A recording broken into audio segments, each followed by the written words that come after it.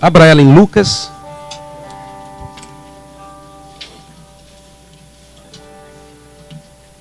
Capítulo de número 18.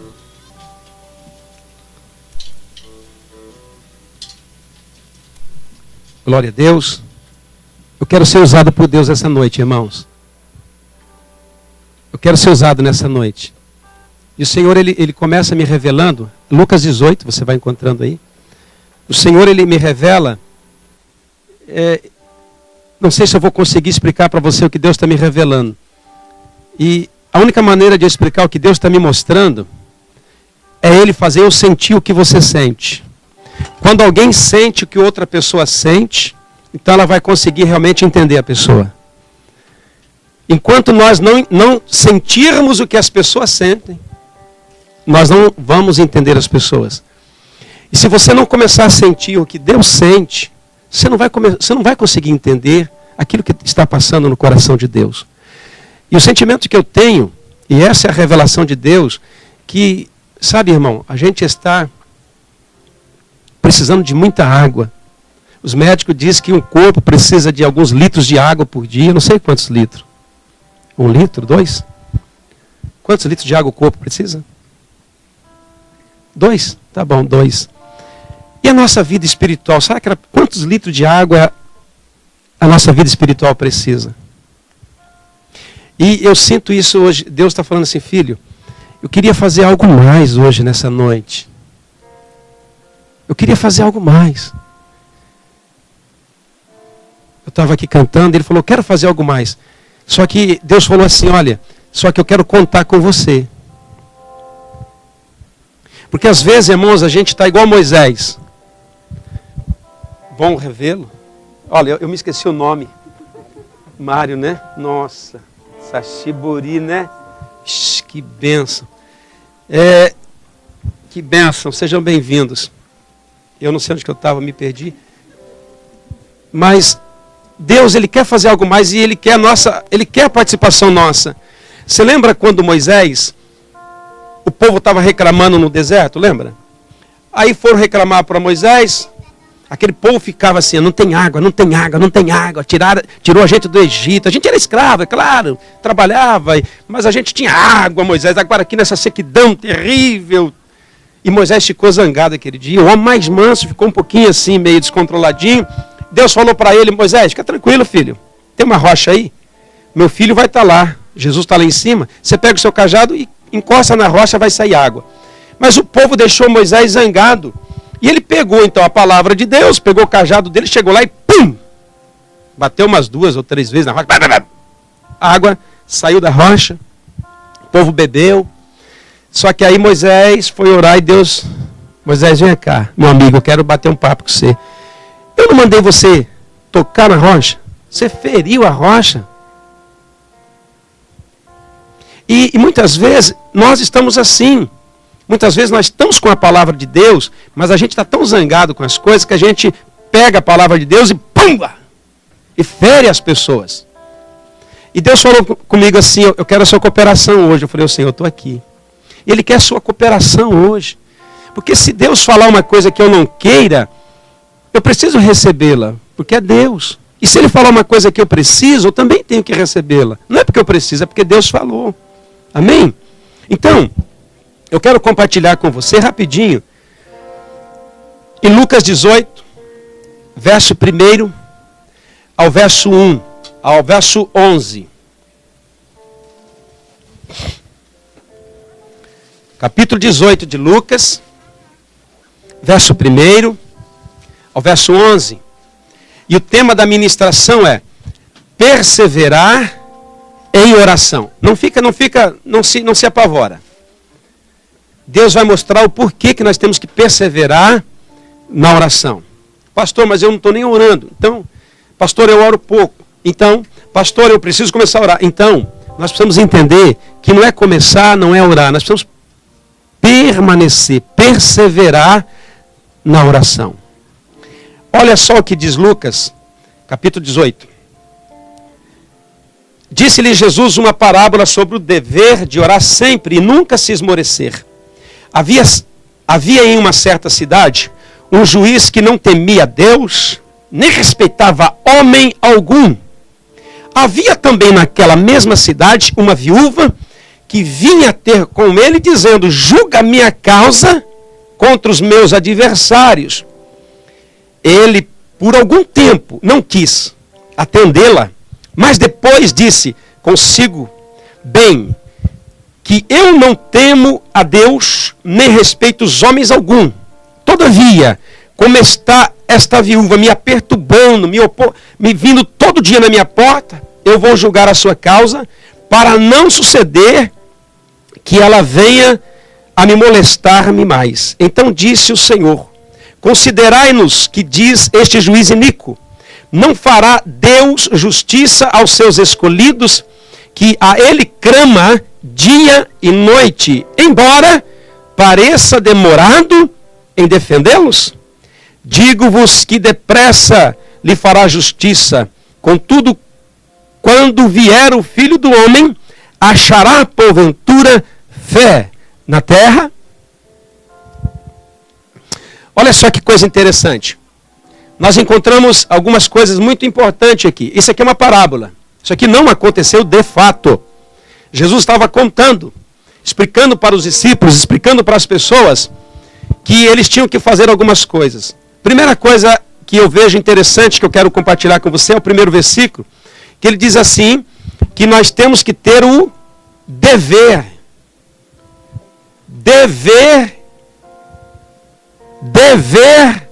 de orar sempre.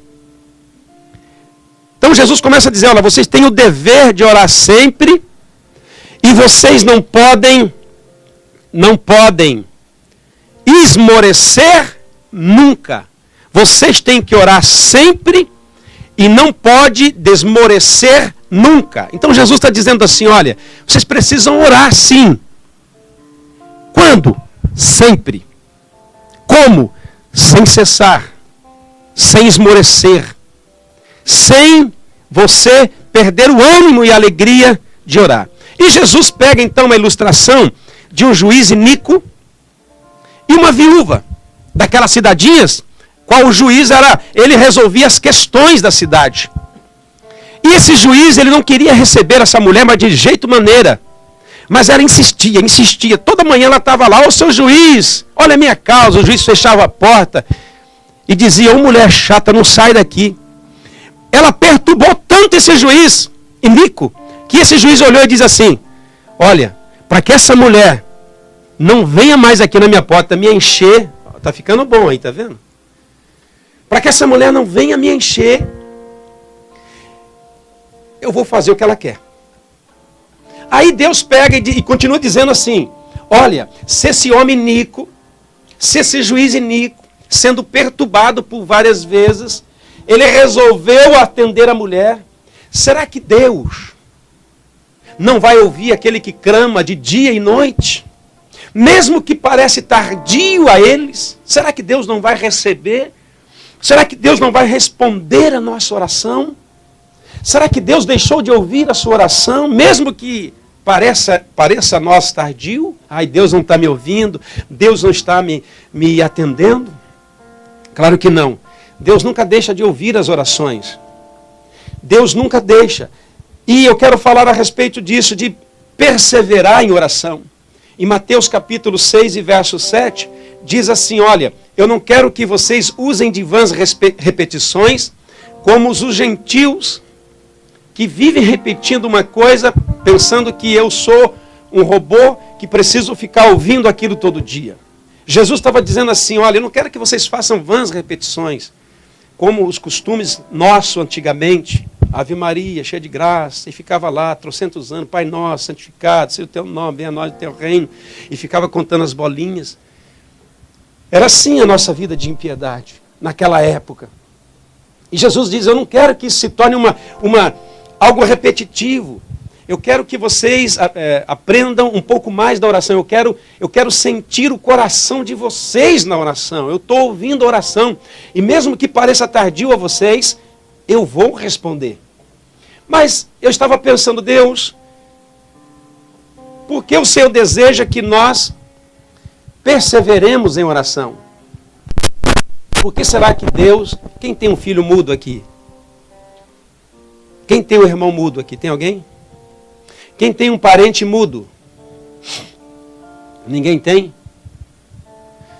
Por que, Senhor, o Senhor quer que nós estejamos sempre na Tua presença? Será que o Senhor precisa ouvir a nossa voz? Será que o Senhor está sem fazer nada e nós vamos aí perto do Senhor falar, faz isso e faz aquilo? Eu fiquei pensando nessa madrugada, Deus, o Senhor quer que eu leve os meus problemas porque o Senhor não está fazendo nada? O Senhor precisa de alguma coisa para fazer? E é claro que a resposta, não precisou Deus falar, o meu consciente mesmo disse, você está louco, rapaz. Deus é Deus, Ele é todo poderoso. Mas por que eu fiz essas perguntas? Porque nós temos que entender que somos gente dessa terra. E eu disse, Deus, mas por que o Senhor quer que nós perseveremos em oração? Não basta eu orar, Deus. Porque Deus é Deus, Ele pode fazer tudo. Nessa noite Deus falou assim para mim, filho, todos os seres humanos são meus. Todos. Todos os seres angelicais do bem, todos os seres angelicais do mal, todos os seres da terra são meu. Se tudo é dele, nada é do diabo. Até o diabo é de Deus. Tem um pastor que fala que Satanás é como um cachorro que usa a coleira de Deus. Só vai até onde Deus quer. Tudo é de Deus. E eu disse, Deus, se todo o povo é do Senhor, eles todos serão salvos. Serão, sim, se eles entenderem uma coisa. Eu falei, o que é Deus? Todos nós somos de Deus. Todo o povo foi feito por Deus. Só que Deus, ele resolveu o seguinte, o homem, quando ele peca na esfera terrena, Deus, ele resolveu, ele tinha que arrumar essa questão. E como resolver a questão do homem que estava vendido para Satanás? Porque quem está no céu, quem é espírito, é espírito. E quem é carne, é carne. Espírito não tem sangue. Só quem tem sangue é seres da terra. Então, alguém precisava pagar um preço de sangue. Mas não podia mandar Gabriel, não podia mandar o Miguel, porque eles não têm sangue. Jesus não podia vir em espírito, porque não tem sangue. Então ele teve que se tabernacular, ele teve que se revestir de carne. Se fazer homem, para ter sangue nas suas veias, para que quando na cruz ele fosse pregado, o sangue seria o preço.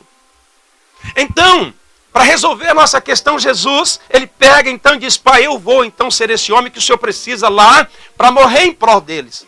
Só que ele não podia vir na forma de homem, ele tinha que se fazer, ele tinha que entrar pela porta. E a porta da entrada no mundo é o nascimento. Ele tinha que estar no útero de uma mulher.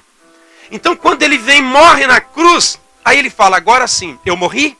Então todos que olharem e crerem nisso que eu fiz por eles, eles serão salvos. Ficou fácil. Todo mundo é de Deus. Mas só serão salvos aqueles que olharem no sacrifício de Jesus e falar, eu creio. Eu creio que Jesus morreu ali por mim. É isso.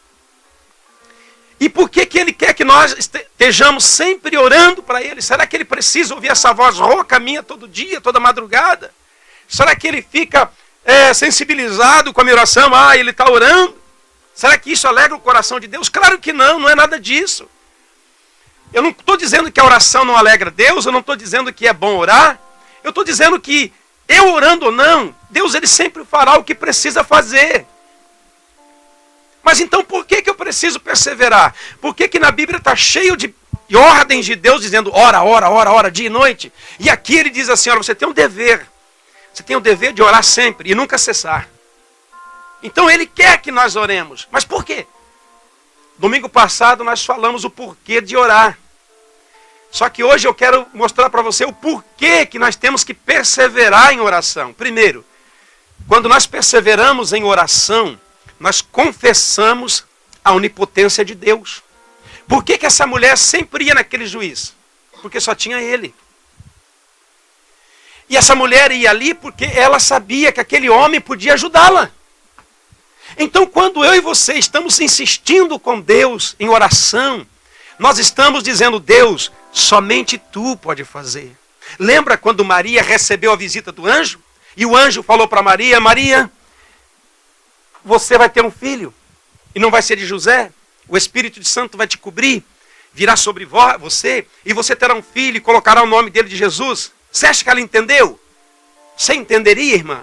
Você entenderia? Claro que não. E nós não entendemos até hoje. E Jesus foi explicando como ia ser. Aí Jesus olhou para ela e disse assim, ela não está entendendo. E Jesus olhou para ela e diz assim, lembra da tua prima? Como que era a prima? Qual é o nome da prima de Maria? Lembra de Isabel, estéril? Lembra? Ela era estéril, é estéril. Só que agora ela já está com 6 meses. Agora pensa comigo, uma menina jovem, casada, estéril, não tem filho. Agora estéril, velha, vai ter filho? Impossível. Aí ela olhou e disse assim, também não estou entendendo. Então Jesus responde no verso 37. Para mim, eu posso fazer todas as coisas. Então Deus, Ele é poderoso. E Ele quer que você ore, porque quando você está orando, você está dizendo, Deus, não tem esperança, ninguém pode me ajudar. Mas o Senhor pode, o Senhor tem condições de fazer. Você lembra quando Jesus está passando por Jerusalém, tinha um cego à beira do caminho chamado Bartimeu, lembra? O Bartimeu está sentado, tantos anos cego. Daqui a pouco ele ouve um barulhão e o pessoal dizendo, rapaz, o Yeshua, o Jesus, o Messias está passando aqui. Pensa comigo como o cego vê. Como é que cego vê? Ele levantou e achou alguém. Ei, quem que está aí? Ele disse, olha, é Jesus. Rapaz, esse Jesus é poderoso. Ele largou a mão do homem e saiu. Jesus, filho de... Jesus, filho de... O que ele estava dizendo?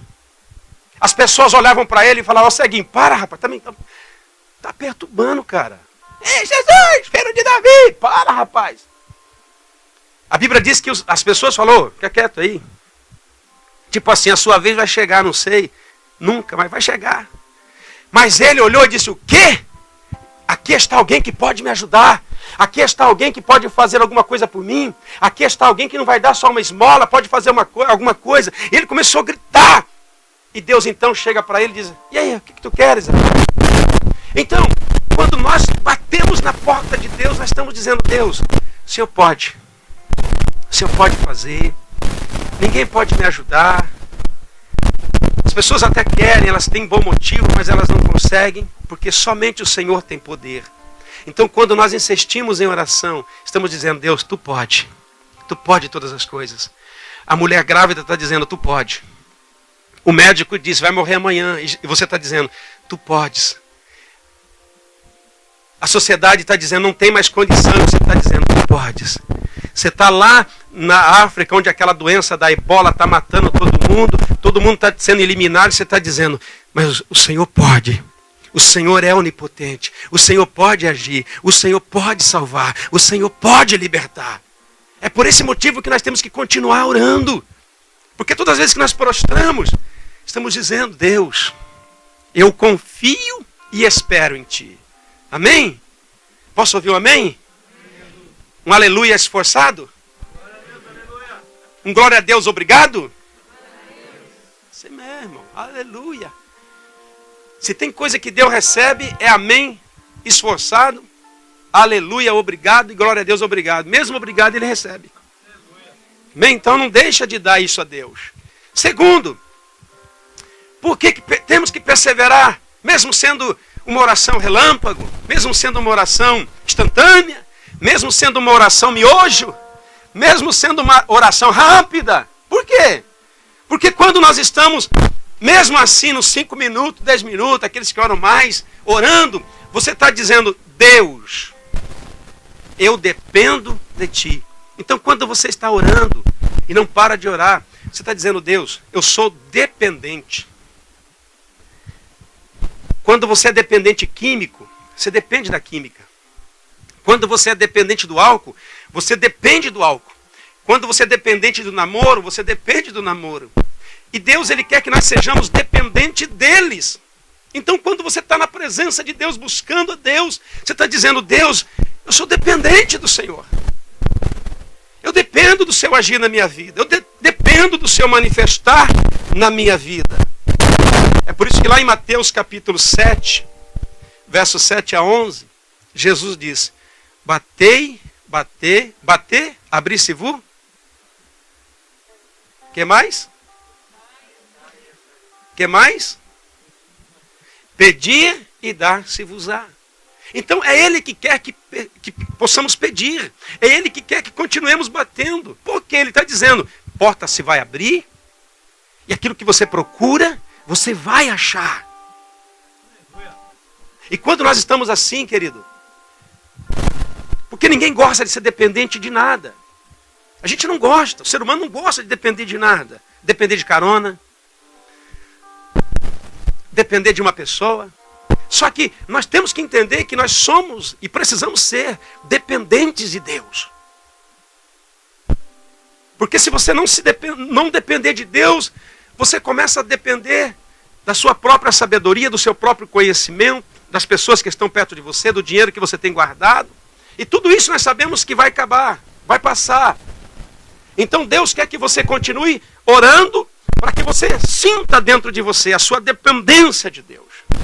Nessa madrugada eu estava esperando o meu horário para orar, às 2 da manhã. Estou lá esperando, era 1h. E Deus falou, você já não começa a orar já? Eu falei, não, se agora de 1 às 2 é turno de alguns irmãos. E eu falei, Senhor, mas se eu começar a orar agora, depois do meu horário, o que eu vou orar? E eu comecei a orar, junto com o pessoal da 1h, atravessei 1h, atravessei 2 horas, acabei a oração, com um desejo assim de depender mais de Deus. Depender mais do Senhor. Não depender de caixar, não depender de trabalho, não depender de irmão, não depender de dinheiro, não depender da circunstância, mas ser dependente de Deus. Ser uma pessoa que realmente possamos sentir essa necessidade de depender dEle. É por isso que a Bíblia diz, e ela nos mostra em Mateus capítulo 15, do verso 21 a 28, Jesus está numa cidade,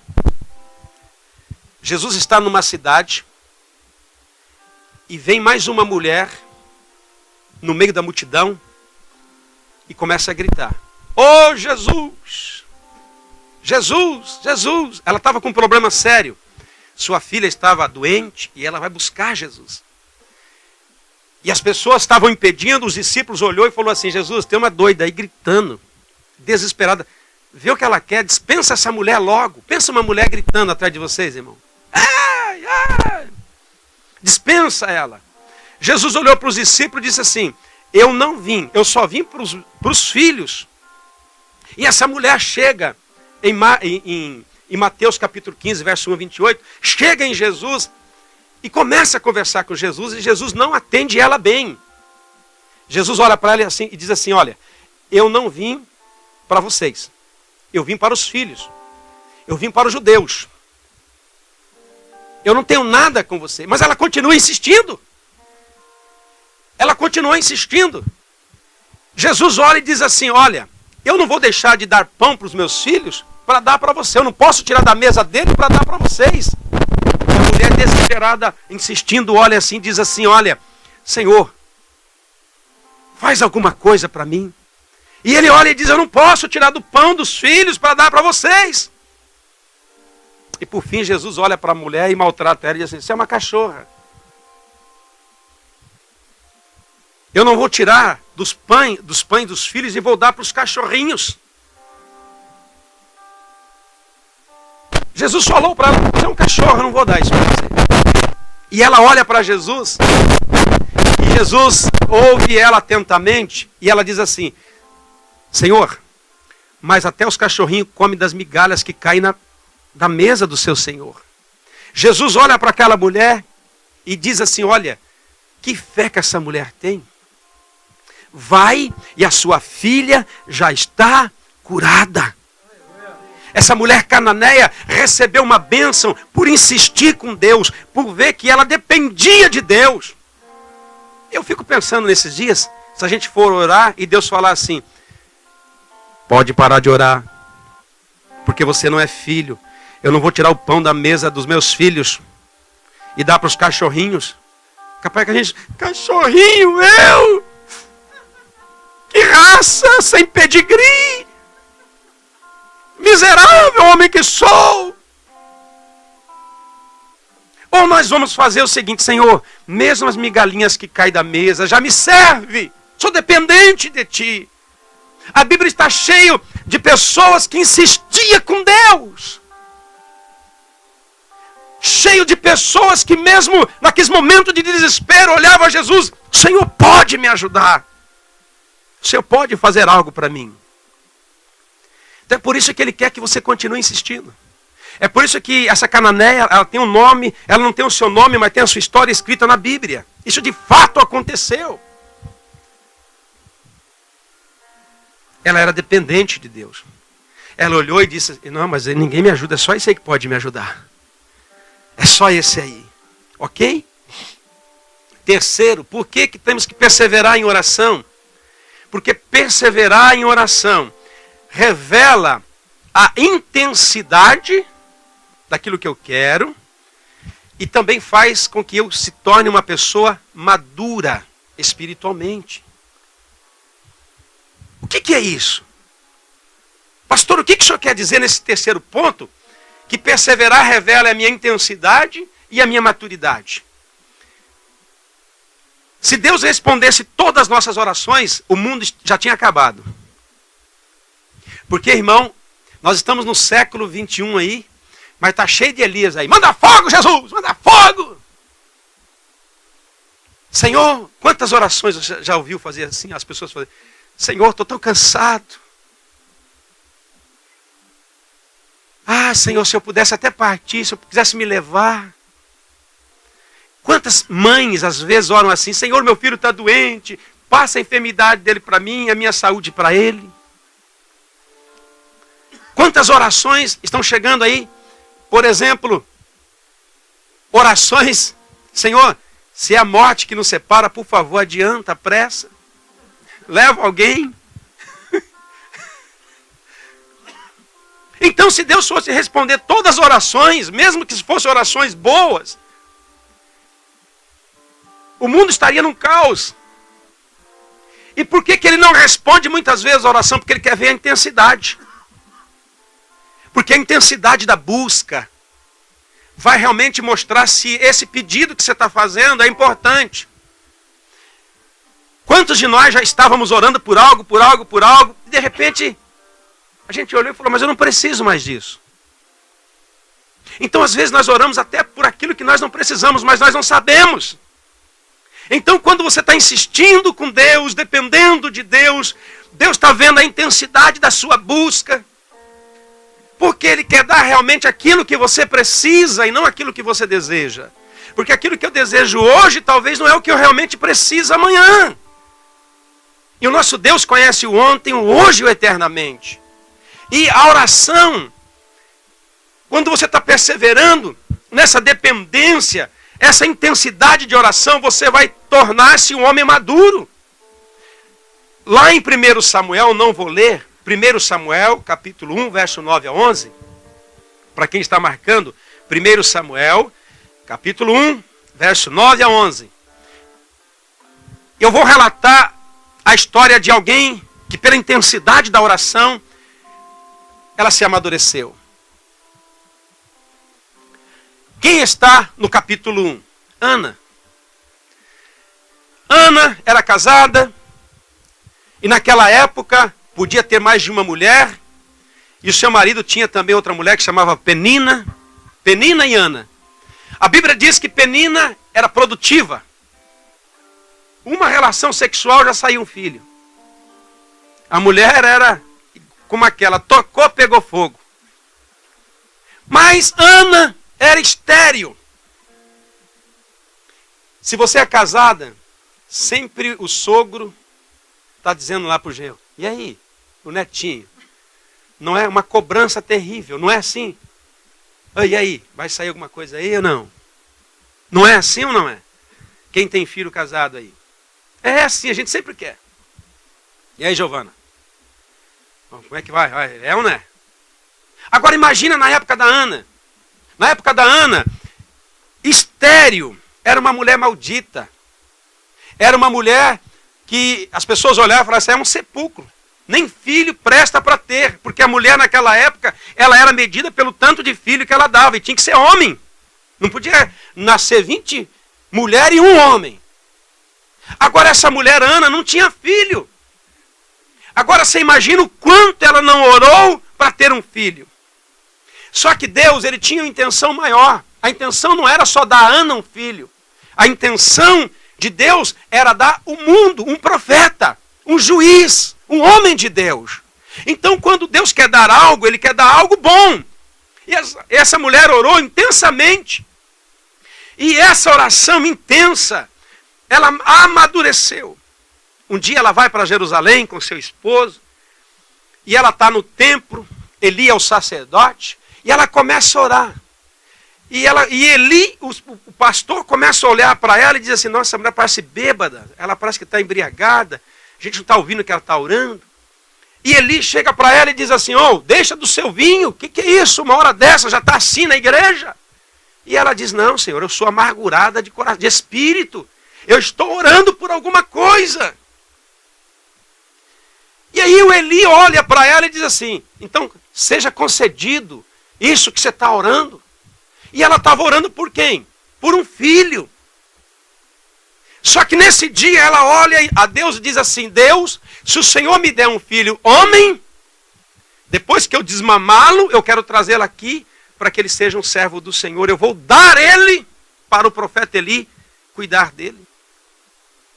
E ela vai para casa naquele dia, o marido estava disposto, e o marido vai, coabita com ela, e ela então fica grávida. O nenê nasce, ela desmama o nenê, depois de alguns anos, talvez 3 anos, ela pega esse bebê e leva no templo. E diz para o pastor, olha, esse menino era o motivo da minha oração. E eu disse a Deus que se Deus me desse ele, eu entregaria ele para Deus. E ele vai ser nazireu, e vocês conhecem o profeta Samuel, ele era profeta, ele era juiz e sacerdote.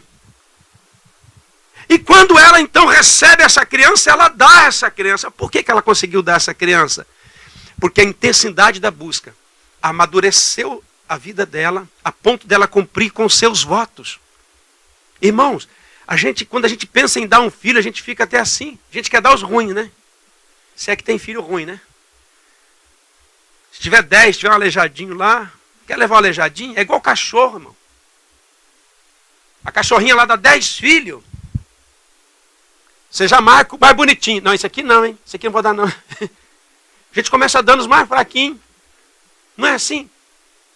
É verdade, irmão. Se a gente tivesse 20 filhos, o senhor quer levar um? Eu dou. Vou dar esse raquítico. Não vai me servir muito. É assim mesmo, irmão. E essa mulher recebeu o melhor de Deus, ela não recebeu 20 filhos, ela recebeu um, e ela disse, Senhor, o seu filho que o Senhor me deu, eu vou devolver ao Senhor.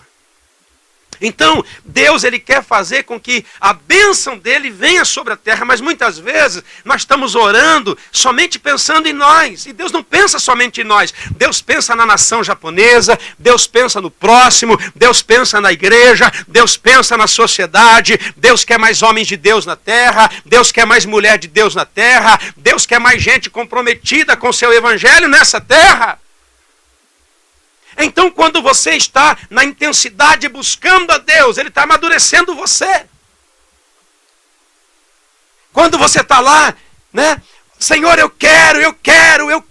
Senhor, me dá dons espirituais, e não vem nada. Senhor, me batiza com o Espírito Santo e não vem nada. Eu orei por 1 ano. Deus, me batiza. Todo mundo orando em línguas, me batiza, e nada. E nada. Cada dia que eu orava mais seco eu ficava. Eu disse, Deus! Mas um dia, Deus me batizou com o seu Espírito. Na hora dele, no tempo dele. Então não pode ser no nosso tempo, porque às vezes no nosso tempo vai gerar um camarada, uma mulher imatura. E Deus quer que a intensidade da busca possa amadurecer você, a ponto de você conhecer Deus. A ponto de você saber quem realmente Deus é. E para nós finalizarmos, quando eu persevero na oração, isso gera relacionamento. Isso gera relacionamento. É por isso que Deus quer que nós continuemos orando. Porque é por isso que nós não conhecemos as nossas esposas. É por isso que muitos de nós não conhecemos os nossos maridos. Porque nós não nos relacionamos com eles. Nós fazemos relações. E colocamos nelas sexuais. Mas nós não nos relacionamos. Eu sou casado, são poucos os casados aqui, mas muitos de nós não conhecemos realmente a nossa esposa. E elas não conhecem a gente, porque nós não nos relacionamos. De alma, de mente, de psique. A gente casa já querendo se relacionar sexualmente. Mas não é só isso. Para nós conhecermos uma pessoa, nós temos que ter relacionamento. O que é isso? Eu tenho que falar, eu tenho que ouvir. Eu tenho que ajudar, eu tenho que ser ajudado. Eu tenho que servir, eu tenho que ser servido. Aí vai gerando um relacionamento. Tem pessoas que olham para o Velho Testamento e falam, nossa, Moisés era tudo isso. Mas Moisés era tudo aquilo porque ele tinha relacionamento. Ele falava com Deus, ouvia Deus. Se arrependia diante de Deus. Deus tratava ele como amigo. Então, quando nós perseveramos, vai gerar esse relacionamento. Se você olhar o capítulo, Êxodo capítulo 33 e verso 11, a Bíblia diz assim, falava o Senhor com Moisés face a face, como qualquer um fala com seu amigo que estão à volta. Então quer dizer o seguinte, tanto relacionamento que Moisés começou a conhecer Deus e Deus começou a conhecer Moisés, a ponto de Deus falar assim, com Moisés eu falo de face a face. Capítulo 12 do livro de Números, aconteceu algo interessante, porque até homem de Deus, mulher de Deus, tão propenso a errar muitas vezes. E eu não sei o que deu na cabeça de Moisés, porque Moisés conhecia a lei. E qual que era a lei? Uma das leis que tinha na época. O meu povo não pode casar com mulher estranha. Mas aí, Moisés foi dar uma volta perto da Etiópia e encontrou uma menininha moreninha igual essa aqui, ó. Porque era Etiópia, elas eram moreninhas igual essa aqui. E o Moisésão olhou a menininha, casar com essa menina. E a Bíblia diz que ele casou com a mulher cosita. Então quer dizer, ele transgrediu uma lei que não podia. Casou, pegou a garotinha, sou Moisés, vamos lá. E ela foi. Mas quando chega na tenda da congregação, a Bíblia diz no capítulo 12 de Números, que Miriam e Arão, irmãos de Moisés, ficaram possessos. Chegaram em Moisés e disse, Moisés, bonito, foi dar uma volta, se esqueceu da lei, viu a cositinha lá, a moreninha e casou. Você não sabe que isso é errado? E desceram a lenha em Moisés. Se rebelaram contra a autoridade de Moisés. Afinal de contas, ele tinha realmente feito coisa errada. Miriam e Arão eram mais velhos que Moisés. E desceram a borracha em Moisés. E Moisés, a Bíblia diz que o homem mais manso ficou quietinho.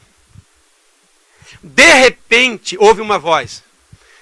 Moisés, Miriam e Arão, entra na tenda da congregação. Aí os três entraram na tenda da congregação.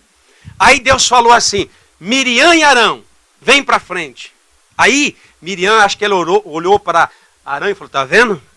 Moisés achava que Deus só falava com ele, ele era o bambambam. Deus mandou a gente até vir na frente dele, está lá atrás, ó. Aí Deus olha para ela e diz assim, quero conversar com vocês. Com vocês, eu falo através de profecia e de sonhos. Mas com o meu servo Moisés, eu falo com ele face a face, porque Moisés é meu amigo. Como vocês se atreveram, Miriam e Arão, se levantar contra o meu amigo? Mas Moisés não tinha feito coisa errada? Ainda continua amigo de Deus? Como que vocês... Com você, Miriam, eu falo com sonho. Com você, Arão, através de profecia. Mas com meu amigo eu falo face a face. E eu não permito que, depois vocês olharem o capítulo 12, não permito que vocês façam assim. A Bíblia diz que no mesmo momento Miriam ficou leprosa. Arão, desesperado, cai no pé de Moisés. Meu Senhor, intercede por nós. E Moisés, ai Deus, tenha misericórdia desse pessoal. E Deus diz não. Não. E Deus disse para Moisés assim, se o seu pai cuspir no teu rosto, você não estaria impuro. Ela vai ficar leprosa. E a Bíblia diz que Miriam teve que sair do meio da aldeia e ficar 7 dias no monte. Deus falou, vai ficar 7 dias leprosa, para aprender. Não se levantar contra amigo meu. Então, o que eu estou falando? Eu estou falando de uma intensidade de oração que vai gerar um relacionamento de Deus olhar e dizer assim, o John é meu amigo.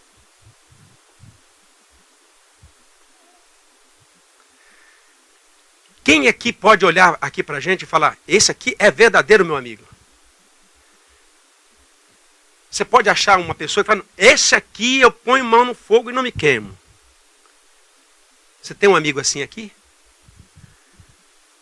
Por esse, eu ponho a mão no fogo e não vou me queimar. Você tem? Mas Deus era amigo de Moisés. E Moisés era amigo de Deus. Por quê? Relacionamento. Você não tem um amigo assim aqui? Você não tem? Não tem? Não tem? Você não tem também um amigo assim que você pode pôr a mão no fogo? Você não tem? Sabe por que você não tem? Porque você não se relaciona com outra pessoa. Porque se você se relacionar de fato com uma outra pessoa, você vai começar a ter amigos e ser amigo. Tem gente que fala assim, a igreja não tem amor. A igreja não tem amor mesmo. A Bíblia diz que o amor de Deus está sendo derramado. Nesta igreja não tem união. Não tem mesmo. Porque a igreja não é parede, a igreja é você. Se você não se relacionar com uma pessoa, você nunca vai conhecê-la. Nunca. Aí caímos naquele ditado, nossa, casado 26 anos, não conheço minha esposa. Não conheço meu esposo. 10 anos aqui na igreja, não conheço meu irmão. Não se relaciona. E relacionamento não pode se dar somente a nível de igreja, tem que se dar a nível pessoal. Então, se você quer conhecer alguém, quer fazer desse alguém o seu amigo, se relacione com ele. E esse homem chamado Moisés se relacionava com Deus a ponto de esse relacionamento trazer uma grande amizade entre eles. De Deus falar, não mexe com os meus ungidos, não. Quando a Bíblia diz, não toquei nos meus ungidos, ele não está dizendo assim, não toque naquele que pregue, não toque naquele que cante. Não tocar nos meus? Nos meus? Sabe o que é ser ungido, irmão? A gente pensa que ser ungido é igual o Avon. É ter um cheiro de Deus quando você vem assim e desmaia. Não, não é isso. É ter a própria presença de Deus na sua vida. É Deus olhar para você e falar, o Carlos eu conheço. Ele é o meu amigo. A Carla eu conheço. Ela é minha. Ela se relaciona comigo. Eu sei quem ela é. Ai, pastor, isso é só para o Antigo Testamento? Não, filho. Jesus Cristo diz assim, todos nós podemos entrar além do véu.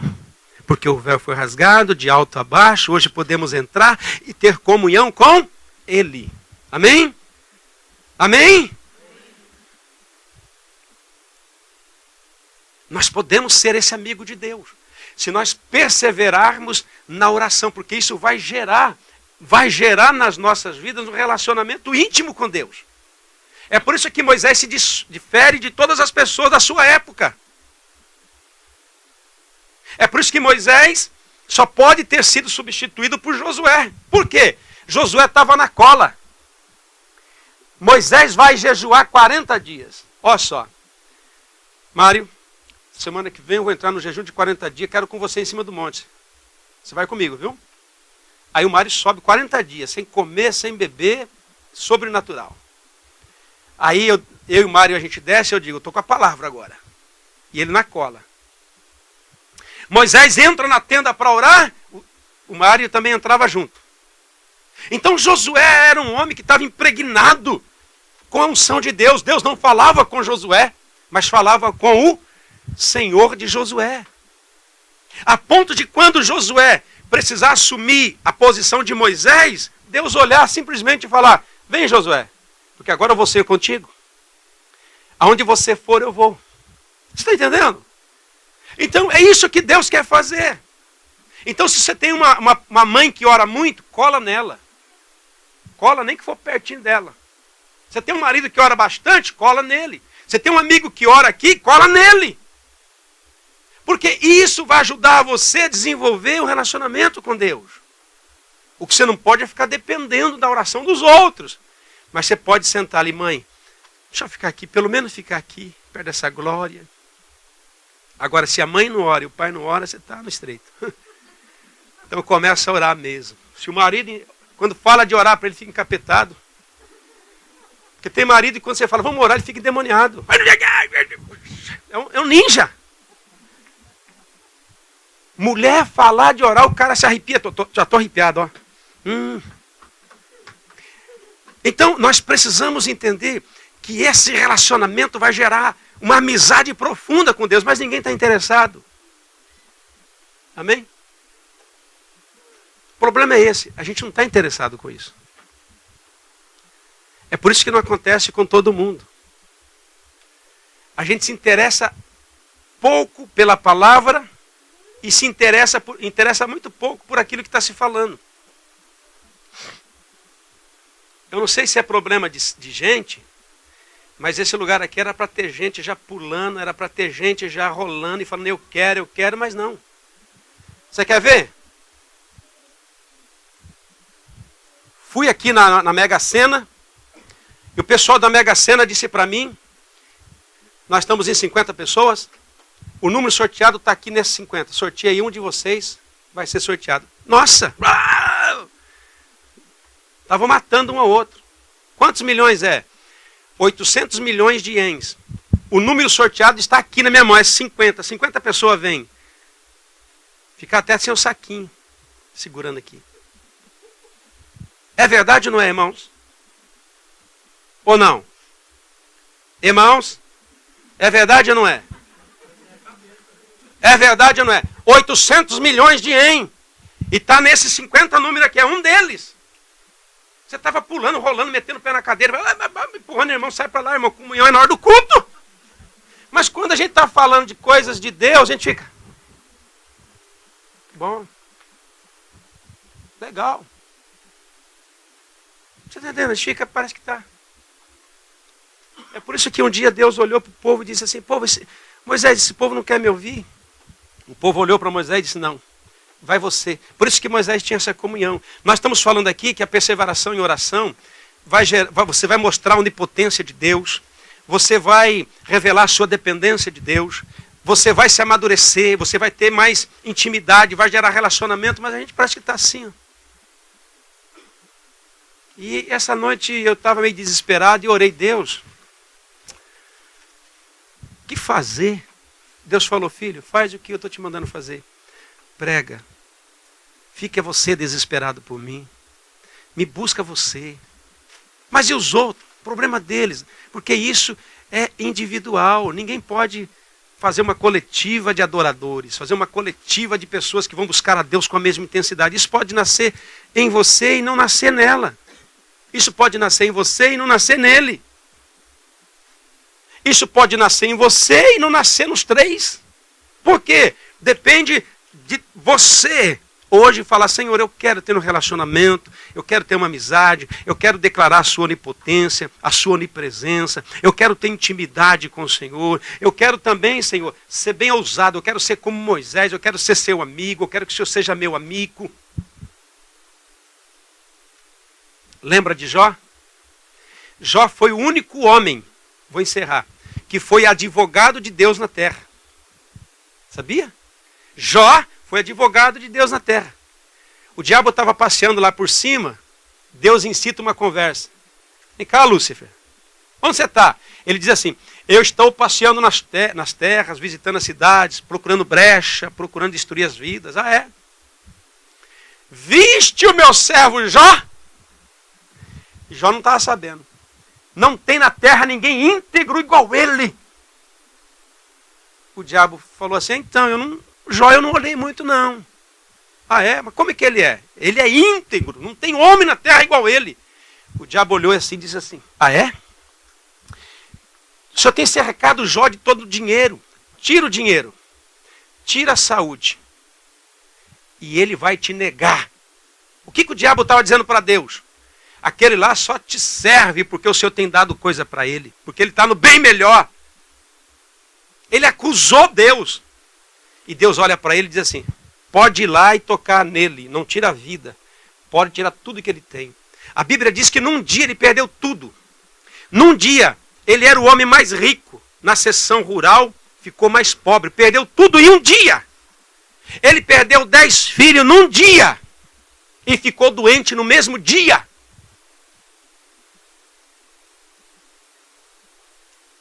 Imagina comigo, você é um milionário hoje, o Bill Gates. E hoje mesmo você perde tudo.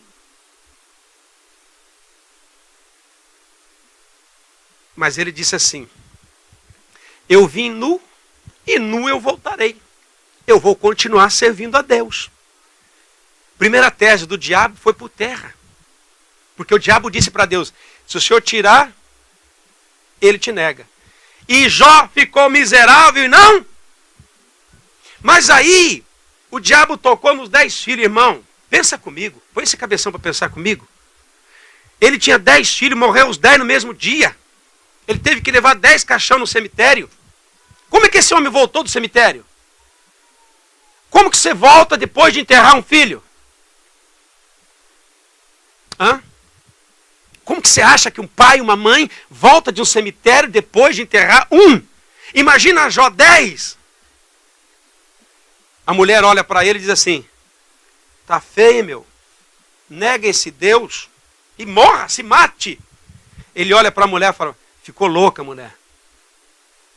Como que eu vou negar o meu Deus? Como que eu vou negar aquele que me deu a vida? Como que eu vou negar aquele que me fez vir nu e eu vou voltar nu? Então, o diabo chegou diante de Deus e Deus falou, e aí, viu meu servo Jó? O cara lá é fogo, hein? Tirei 10 filhos, ele não te negou. Tirei tudo que ele tinha, ele não te negou. E aí, por fim, o diabo toca na saúde dele. Jó ficou podre. E Jó ainda continuou servindo a Deus. Então, o que Jó fez? Porque Jó estava sendo advogado de Deus, porque o diabo não estava acusando Jó, estava acusando Deus. Aquele rapaz só te serve porque o Senhor o abençoa. Mas ali o diabo foi derrotado. Ali ele aprendeu que nós podemos adorar a Deus não tendo dinheiro, não tendo saúde, não tendo filho, não tendo casa. Mas para que isso aconteça, nós precisamos ter relacionamento com Deus. A ponto de nós sermos amigos de Deus e Deus os nossos amigos. A ponto de nós conhecermos de fato Deus.